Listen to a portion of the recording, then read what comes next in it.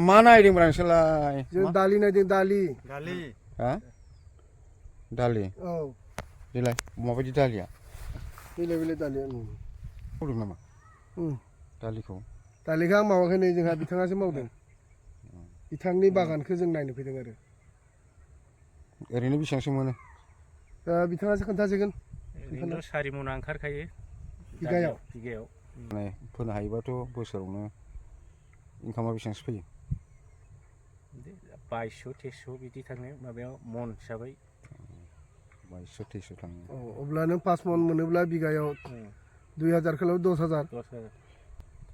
पाब्लिकनो आं बेखौनो फोरमायनो सानो जे जोंनि बर' हारिया आबादारि मावनायाव नै बिथांनि बायदि मावनानै ओंखायनो दानि बिथांनि जिथुनाखि फर्मुला बेखौ लानानै बेबायदिनो माने मावलांनानै जों जौगालांनो थाखाय आं माने गासैखौबो जोंनि बर' हारिखौ आं माने आंनिफ्राय मेसेज होनाय जाबाय आरो फोरमायनाय जाबाय आरो। नैबे नारें बागान बे नारेंखौ बिथाङा गायदों।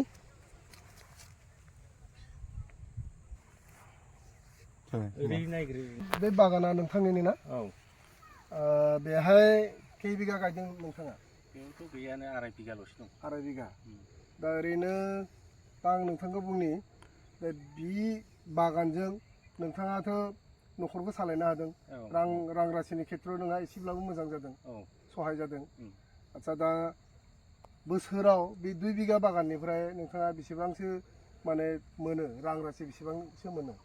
ओरैनोथ' दा 2-2.5 लाख थाखाया ओरैनो जमा जायो आरो माखासे जिनिसखौ हिसाब खालामा। बिथाङा बुंदों बिनि निम्बु बागाननिफ्राय बोसोराव 2-2.5 लाख थाखा बिथाङा मोनो होनना बुंदों आरो। दालि आबादबो मावबाय बेनिफ्राय नै बिना दा बे निम्बु बागान जों नारें होननाबो बुङो।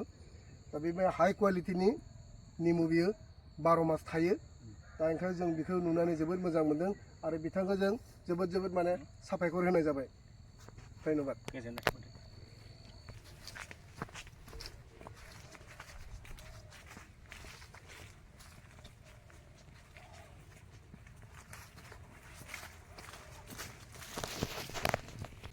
सेवलाबायनानैसो दं नै।